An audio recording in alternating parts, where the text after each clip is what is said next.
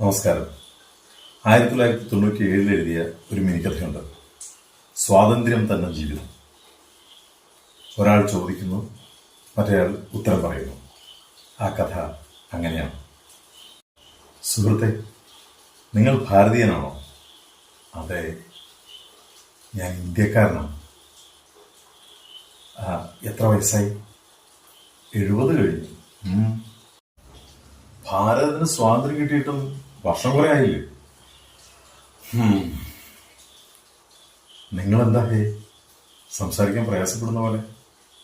ഒന്നും കഴിച്ചില്ലേ? ഞാൻ ആഹാരം കഴിച്ചിട്ട് കാലങ്ങളായി.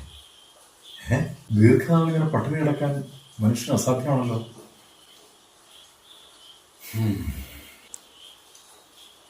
നിങ്ങളെന്താ ആലോചിക്കുന്നത്? ഉത്തരം പറയൂ. നിങ്ങൾ തന്നെ പറഞ്ഞു കഴിഞ്ഞല്ലോ ഞാൻ ഭാരതീയനാണെന്ന്. ഓ, വ്രതങ്ങളും അനുഷ്ഠാനങ്ങളും നൊയമ്പും ഒക്കെ ശീലിച്ചവനാണല്ലോ അല്ലേ?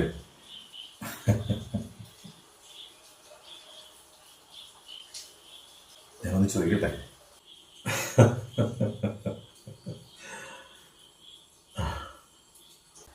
എന്താ ചിരിക്കുന്നത്? നിങ്ങൾക്ക് ആത്മഹത്യ ചെയ്യാൻ തോന്നിയിട്ടില്ലേ?